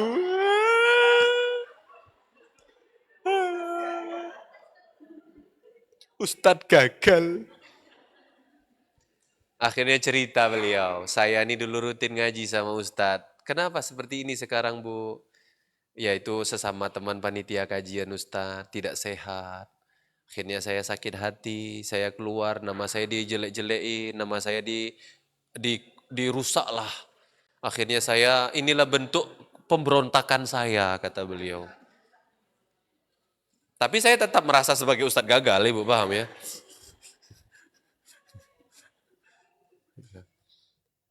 Ya, Bu, maaf, jangan atas nama bisnis, atas nama keren, tenar, banyak like, banyak followers, keren, hebat, atas nama kelompok komunitas, orang berhati palsu tinggalkan. Jauhi. Kenapa? Merusak. Kalau tidak sekarang, nanti Bu, nanti. Enggak satu Bu, saya ketemu orang begini itu enggak satu. Banyak. Kenapa? Karena dulu merasa aman berteman dengan orang berhati palsu. Mungkin dia sekarang sudah taubat, alhamdulillah kalau mereka sudah bertaubat. Tapi kalau disuruh dekat lagi saya enggak mau. Enggak mau. Kalau Ustadz diundang, enggak, akan saya tolak dengan cara yang halus sekali, paham? Seperti tisu dibelah 101. Dengan nada yang sangat lembut, kromo inggil. Ustadz bisa minta kajian? Maaf, chatnya nggak kejawab setelah hari Selasa. Kenapa Ustadz melakukan itu? Dalam etika Islam, orang yang meninggalkan kita dan orang yang berani menceritakan aib kita, tidak boleh kita terima kembali ke ring satu. Itu dalam etika. Ibu paham ya? Orang ini sudah bertobat, silakan bertobat kepada Allah. Silakan circle yang lain. Tapi tidak dengan aku. Paham Ibu ya? Itu hanya masa lalu. Ya. Cukup.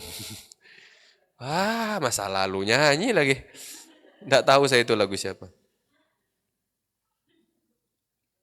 Gitu, Bapak Ibu yang berbahagia. Ingat, ada orang-orang berhati palsu. Cara ngeceknya bukan dalam urusan dunia, tapi urusan agama. Lihat mereka ketika disampaikan materi itu tidak memahami, tidak mentadaburi, tidak memikirkan. Gerak-geriknya seperti apa? Kalau diri kita seperti apa tadi? Dia tersinggung marah, kan gitu ya. Tidak fokus, tidak paham, malah gangguin orang. Bahkan tidak takut mencela atau menjelekkan guru. Kan gitu ya, guru ya. Nah, kita harus jaga jarak dari mereka. Kalau kita, na'udzubillah bin zalik seperti itu, bertobat segera. Segera bertaubat. Jangan semut di seberang lautan tampak, gajah di pelupuk mata tak tampak. Jangan. Ya. Kita harus melihat besar kekurangan kita agar kita ini tidak suka nyala-nyalain orang. Paham Bapak Ibu? Na'udzubillah kok kita dalam kriteria manusia berhati palsu. Taubat Bu, taubat. Bagaimana cara efektif biar taubat Ustadz? Ini dipakai tadi. Paham? Ibu, kalau ada kajian itu dengarkan, pikirkan. Betul? Ibu lihat pohon, oke? Bu, kalau ibu mau berpikir sedikit saja. Bu, coba pohon itu disiram cuma sebulan sekali? Enggak, saya tanya hidup enggak? Terus ibu-ibu yang kajian sebulan sekali tabligh akbar? Kok bangga begitu? Enggak, ini penting ini, betul? Kalau mau ngambil pelajaran, betul? Kalau mau memikirkan, betul? Tumbuhan saja itu butuh disiram terus, betul? Sama hati kita tuh sama. Biar disubur, kalau bisa sehari itu 3 kali kalau bisa. Subuh, pagi, sore, atau malam. Subuh, pagi, sore, atau malam. Oh. Kalau Ustadz berapa kali? Ba'da subuh tadi. Ini. Sebelum ini saya baca buku dulu. Sorry ya, saya baca buku bu. 1 jam. Kajian, baca buku, kajian ini. Nanti saya ada kajian di sore. Nah, itu ya. Nanti baca buku. Wah, sehari bisa 5 kali kan? Banyak ya. Wah, coba pertanyaannya. Ibu interaksi untuk urusan hati itu berapa kali sehari? Ayo. Ya. Sekali alhamdulillah. Sehari sekali itu mending loh. Lah daripada sehari sekali seminggu. Jangan bu, tolong. Rabu kalau ada tempat kajian di mana ibu bisa ikut ngaji. Wah, di tengah kota itu ada syuhada yang saya tahu ada syuhada begitu kan. Hah? Di JIH, betul, Rabu itu ada JIH, dulu saya sekali-kali pernah ngisi ya. Pakuwon itu ya, Kamis ada kajian lagi, JIH juga, Jumat itu ikut. Paham ibu? Ikut. Ibu kalau bosan sama Ustadz Ransi ya sekali seminggu cukup. Ustadz lain lagi cari. Ngaji bu, ngaji. Biar ini subur. Bagaimana tadi biar kita bisa segera taubat? Melihat gunung, melihat lautan, melihat langit, melihat matahari, melihat bulan, melihat bintang, melihat pohon, melihat sungai, melihat air, melihat tanah, melihat batu. Berpikir kita. Begitu? Wallahu a'lam bishawab. Kita masuk sesi tanya jawab. Ya, kalau ada pertanyaan, tolong Mas Andri. Ya. Nah, ini alhamdulillah enggak banyak ya. Kenapa Ustadz? Ya banyak alhamdulillah, enggak banyak alhamdulillah. Kan harus disyukuri semua, betul? Assalamualaikum Ustadz. Waalaikumsalam. Tadi dikatakan bahwa Allah pun tidak bisa menjangkau hati orang-orang yang berhati palsu. Itu maksudnya bagaimana ya Ustadz? Apakah Allah itu tidak bisa atau tidak mau? Karena Allah itu kan satu-satunya zat yang menguasai hati manusia. Apakah memang Allah benar-benar tidak bisa membuka hati mereka untuk bertaubat? Allah itu maha mampu. Tapi ada orang-orang yang memang ya di dalam hidup ini menjadi ujian bagi orang beriman. Kami ulangi. Allah itu bisa membuat semua orang beriman, tapi ujian orang beriman adalah orang-orang yang tidak Terus ada orang yang tidak beriman, tadinya beriman karena pilihan. Hati-hati. Hati-hati. Contoh, makanan. Bagi umat Islam, babi itu haram. Ujian untuk kita. Ujian. Biar kita tidak memakan babi, paham? Ujian. Jadi kalau ada, Ustadz, tadi kan disampaikan, Allah bilang, walau alimallahu. Kan gitu ya? Kalau Allah tahu ada kebaikan, pasti Allah jadikan hatinya mentadaburi. Tapi nyatanya tidak. Kenapa?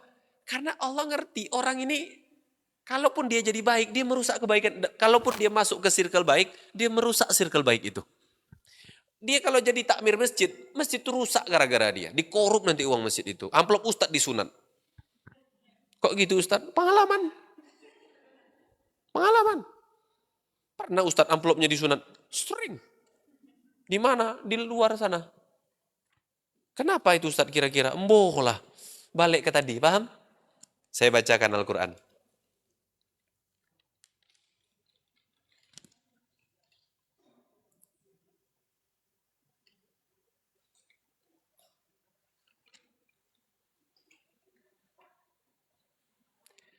Ayat 125, saya bacakan ya. Lihat, maaf ya. وَأَمَّا الَّذِينَ فِي قُلُوبِهِم مَّرَضٌ فَزَادَتْهُمْ رِجْسًا إِلَى رِجْسِهِمْ وَمَاتُوا وَهُمْ كَافِرُونَ. Adapun orang-orang yang di hati mereka berpenyakit, hatinya palsu, munafik, penuh keraguan. Apa-apa harus sesuai dengan hawa nafsu. Itu hati palsu. Nih dijelaskan. Fazadathum rijsan ila rijsihim. Rijs. Tadi surat Yunus yang kita bahas. Maka dengan surah itu akan menambah kotoran mereka yang telah ada di dalam hati mereka. Ujung ayat. Wa matu wa hum kafirun. Dan mereka mati dalam keadaan ingkar. Ngeri tat ayatnya. Ngeri. Ngeri. Itulah saya sering, Bu, maaf. Saya bahkan kalau ada sepupu saya atau keluarga saya yang tidak mau dikasih tahu, saya tidak akan kasih tahu. Benar, Ibu? Kan etikanya kita hanya memberitahu orang yang mau dikasih. Ibu itu etikanya hanya ngasih tahu sesama ibu-ibu yang mau dikasih tahu. Bu, dalam buku Karakter Muslimah Sejati, 100 karakter muslimah sejati, tidak ada menasehati suami itu, tidak ada, Bu. Yang ada ibu itu hanya menasehati wanita yang mau dinasehati. Udah itu toh. Tidak ada dalam buku ditulis wanita soleha itu menasehati suami, itu tidak ada bonten enten. Ibu ini kok suka inisiatif gitu loh. Mas, nanti kalau ini tolong ini ya, ini begini. Tidak usah.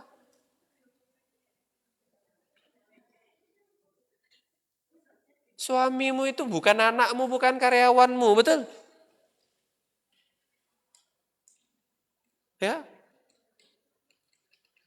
Jadi orang-orang seperti ini yang hatinya palsu, itu kita disuruh jaga jarak. Karena Allah pun tidak bisa. Kenapa? Allah tidak mau, bukan nggak bisa. Allah tidak mau. Tidak bisa di situ maksudnya apa? Allah nggak mau. Bu, maaf. Mau gampang memahami ini? Bisa dan mau ini? Poligami.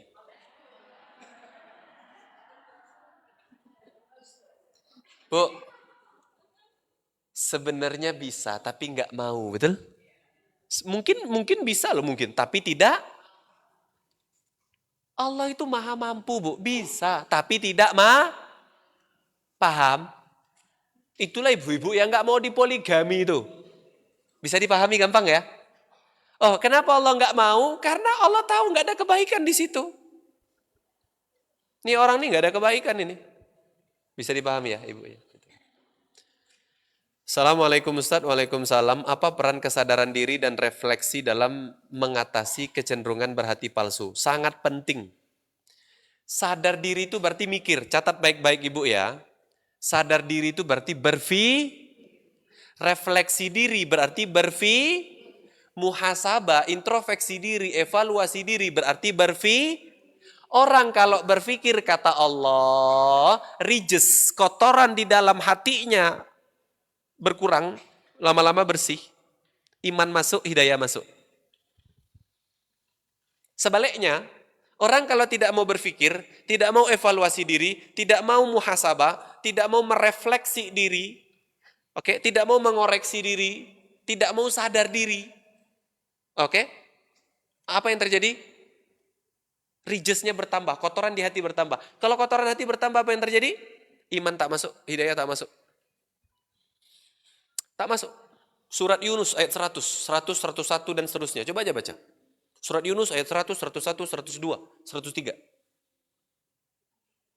Jadi maaf Bu, tadi loh.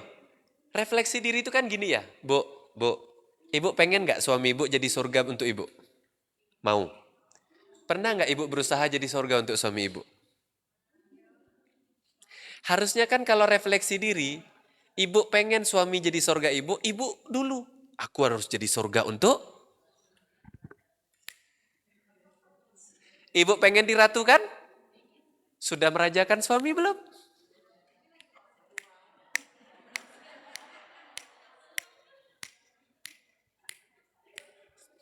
Tidak ada hubungan ratu dengan hamba sahaya, paham? Ibu pengen diratukan, tetapi suami dianggap budak. Tahu budak? Ibu tahu budak? Hah? Ibu tahu budak? Suruh bekerja, pulang ke rumah, urus diri sendiri, betul? Pusing, nggak usah libatkan istri, ha? Duitnya ke sini yang bekerja kau, yang ganti baju aku sama anak-anak kan gitu. Yang makan enak aku sajalah, kau bekerja. Tugas suami adalah kalau banyak perempuan bilang wanita di rumah mengurusi suami disebut babu, maka laki-laki yang bekerja mencari nafkah seperti budak, betul? Tak terima saya.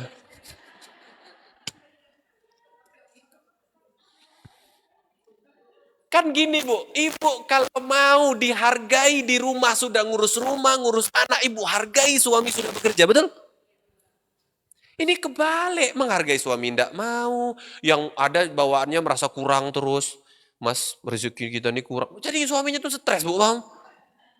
Bu bersyukur gitu loh. Mas, alhamdulillah ya Mas ya. Kita alhamdulillah ada rezeki. Enak, ini tidak pandai bersyukur.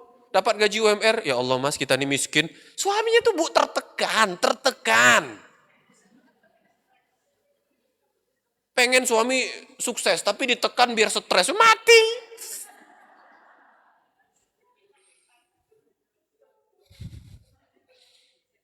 Jadi refleksi diri itu adalah, ibu pengen suami setia, ibu setia. Setianya wanita, mana-mana izin. Siapa yang ngajarin ibu tuh keluar rumah tanpa izin suami itu? Siapa saya tanya? Teman ibu. Siapa yang mengajarkan ibu tuh berani ke suami ibu? Berani mencemarkan nama baik ibu? Teman ibu, betul? Marah.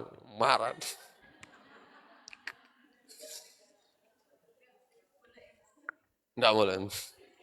Bu,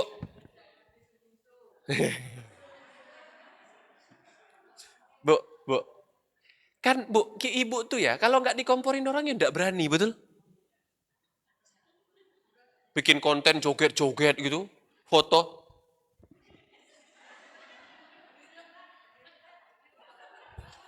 posting, kita mah bertiga aja. Yang malu tuh suami ibu.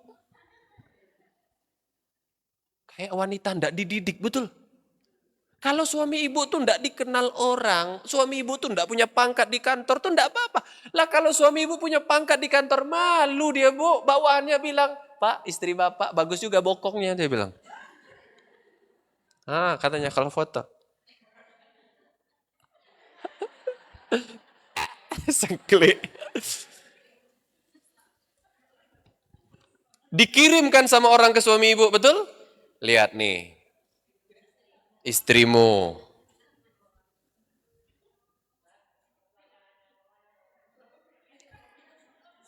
Aman, aman, aman. Dicek dulu-dulunya aja.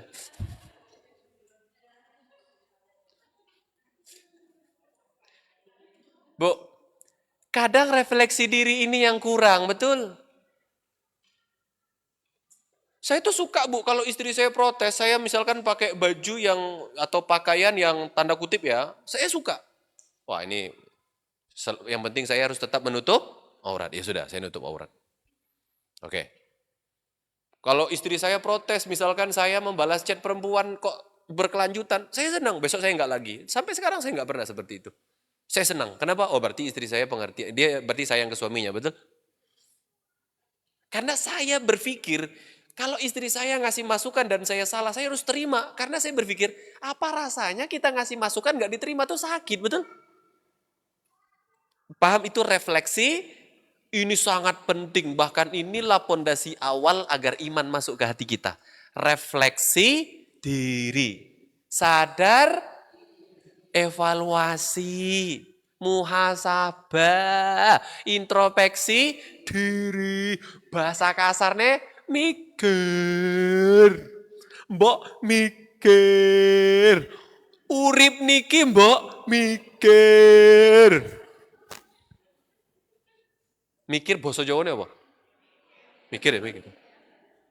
Ya. Urip niki mbok mikir. Saya kalau ngajarin istri saya gini, Bu.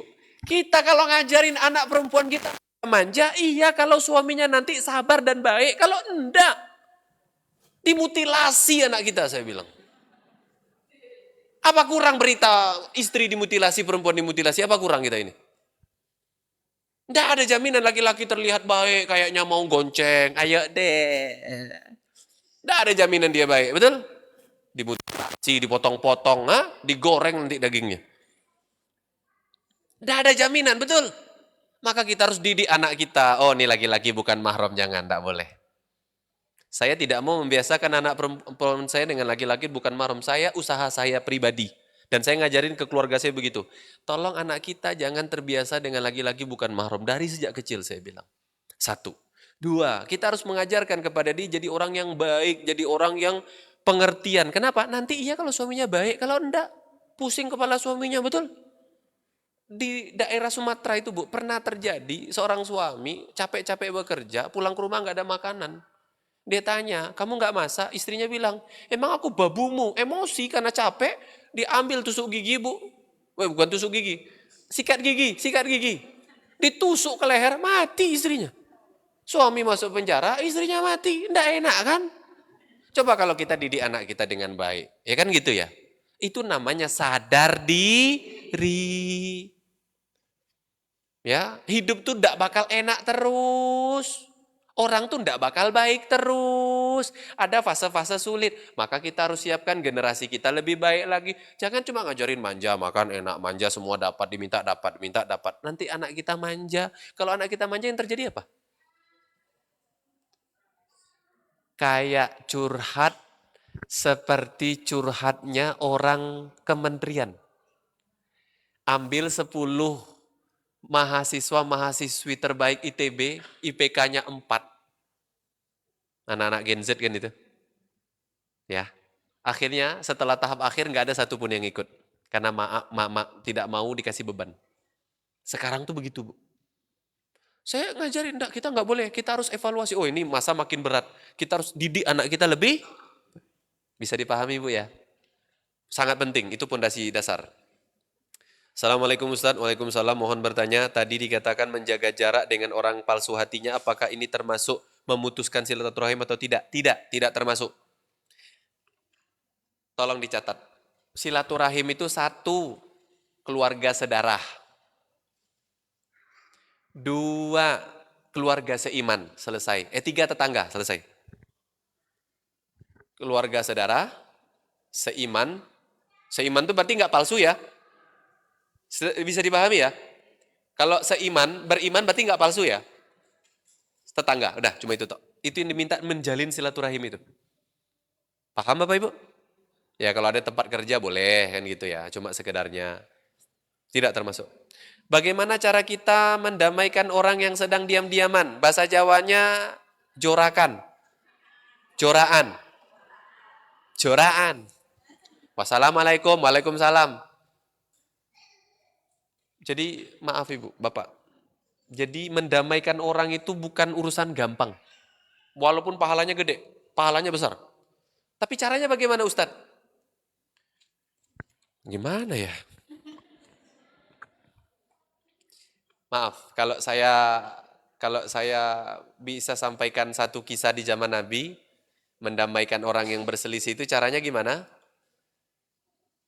Yang paling berakal kita pahamkan biar mengalah, itu yang paling berakal.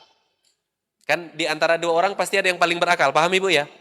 Yang paling dewasa, paling bijak, nah, itu yang kita pegang untuk bisa mengalah. Ya, kalau bahasa orang kampung saya, Bu, yang waras ngalah gitu loh. Itu kalau ada satu yang ngalah nanti biasanya permusuhan meredah. Bapak Ibu paham ya? Bagaimana mempertebal dan lebih mempertebal tingkat keihsanan saya terhadap orang yang sedang sakit selama 7 tahun. Masya Allah. Gini Bapak Ibu. Jadi gini. Jadi gini. Sakit 7 tahun itu lama. Dan sakit itu pasti tidak enak. Jadi kalau kita pengen menguatkan orang seperti ini, satu, kasih bahasa-bahasa positif. Jangan, jangan ya bercerita dosa-dosa salah-salahnya, nggak usah. Ini orang udah sakit 7 tahun terus kita bilang, ingat kamu ini begini mungkin karena dulu kamu korupsi. Wah, semaput, paham? Jadi tolong kata-katanya positif, paham apa Ibu? Kamu hebat. Ya, maaf, ini tidak panjang ya sakitnya, jadi tidak sestres itu. Jadi sakit lama tuh stres Bu, stres. Anak saya itu Bu, ketika sakit, kata-kata yang saya pakai adalah, kan tidak lama tapi kan parah ya. Karena tengkorak kepalanya kan patah Bapak Ibu. Saya bilang ke anak saya, Rusdan, sayang, semua orang yang Allah inginkan atasnya kebaikan, kesuksesan, itu pasti dikasih musibah, saya bilang. Itu ngomongnya itu susah Bu ya, karena hati saya itu udah paham. Lah anaknya kabel nancap 12 kabel, kepalanya, Ibu kalau ngelihat ya Allah Bu. Saya bilang, sayang, semua orang yang Allah inginkan atasnya kebaikan, itu pasti dikasih musibah dan ujian, saya bilang pasti. Kemudian Rusdan kayak gini, berarti Allah pengen nanti Rusdan itu jadi orang baik, hatinya lembut, saya bilang. Jadi nggak ada saya bilang, ini karena kamu mainnya ngasal. Nggak boleh. Paham Ibu ya? Jadi kalau ada orang sakit, itu seperti itu kita adabnya. Paham Bapak Ibu? Jangan malah diingatin salah-salahnya, dosa-dosanya. Oh, tidak usah. Ya, apalagi ditakut-takutin besok neraka mati. Tidak usah. Ya, bahasa-bahasa yang positif, yang menyemangati. Orang tua marah-marah terus mungkin karena sakitnya yang tak kunjung sembuh. Doa apa yang lebih mujarab untuk orang tua Ustadz? Jadi kalau ada orang tua yang sakitnya panjang, biasanya betul, mudah marah, temperamental, emosional. Apa doa terbaik? Maaf, kemarin besok, hari santri tayang. Si ibu ditanya karena anaknya berprestasi, apa doa ibu? Dia bilang, saya doa to the point aja pakai bahasa Indonesia. Nah itu diamalkan. Doa itu to the point pakai bahasa Indonesia. Nggak usah berliku-liku, berbelit-belit. Paham Bapak Ibu? Ya Allah, nggak usah berliku-liku, berbelit-belit, nggak usah. Langsung to the point. Ya Allah, sembuhkan orang tua hamba. Kuatkan orang tua hamba. Sabarkan orang tua hamba. Tabahkan orang tua hamba. Selesai. To the point saja, paham? Nggak usah, ya Allah, orang tua hamba ini adalah orang tua yang baik. Orang tua, oh sejam cuma mau muji, nggak usah. Allah tahu, paham? Ya. J. Assalamualaikum Ustaz, waalaikumsalam. Saya mau tanya apakah baik atau justru dosa apabila saya selalu mengalah dalam segala kondisi baik di keluarga maupun di tempat kerja. Hanya saya punya prinsip nggak mau ribut karena hanya menimbulkan perasaan sakit hati. Tapi kadang dalam hati ingin sekali mencela diri tapi hanya menghela diri. Hanya memilih diam karena tahu yang dihadapi orang yang berani keras dan berwatak menang sendiri. Bagus. Salah nggak Tat selalu ngalah? Enggak. Enggak. Enggak. Makanya tadi ada kalimat sederhana, orang waras.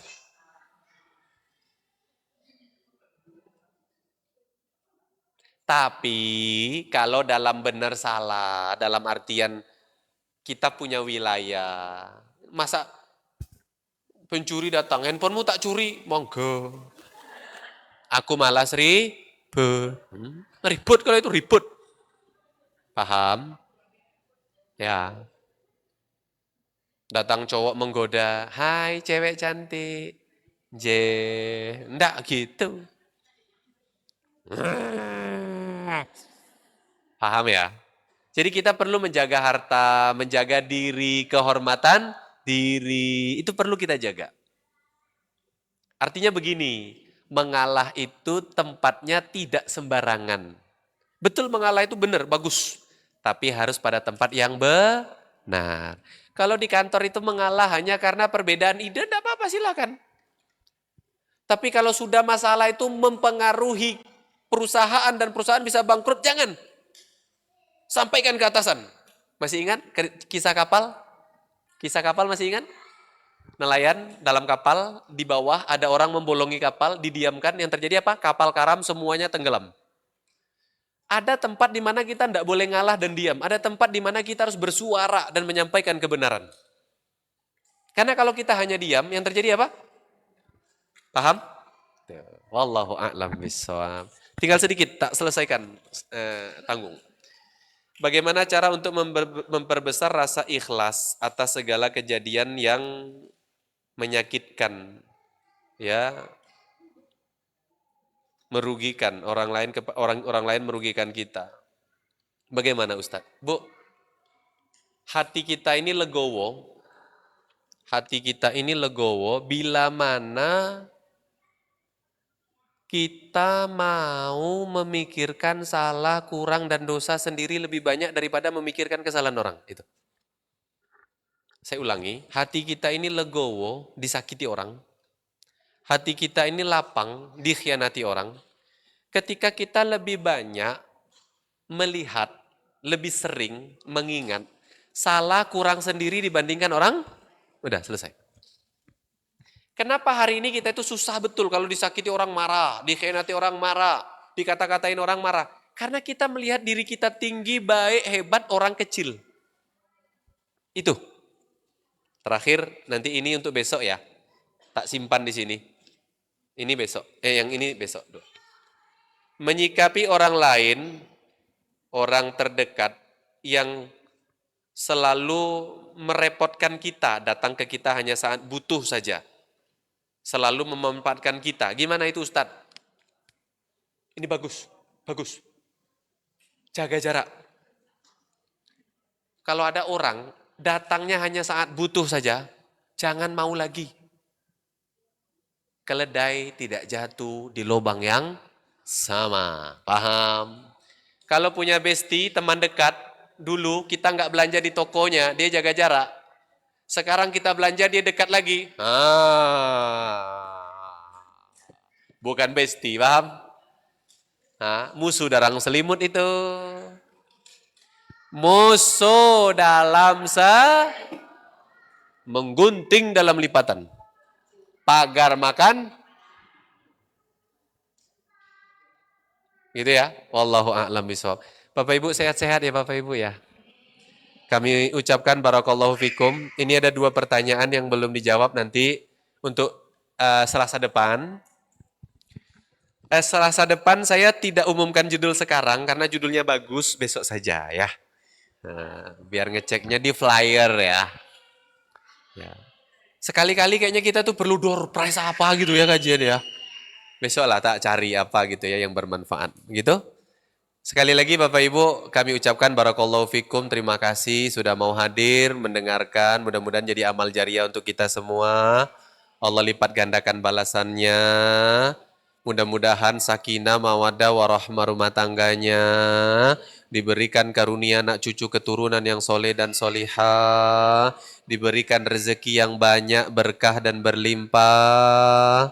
Sehat badannya, lapang dan tenang hatinya, istiqomah dalam kebaikan. Allah tutup usia kita dengan husnul khotimah. Dan nanti mudah-mudahan bertetangga kita di surganya. Amin. Terakhir mohon maaf karena banyak salah dan kurang. Nanti ditutup pembawa acara. Bertemu di Selasa yang akan datang. Assalamualaikum warahmatullahi wabarakatuh.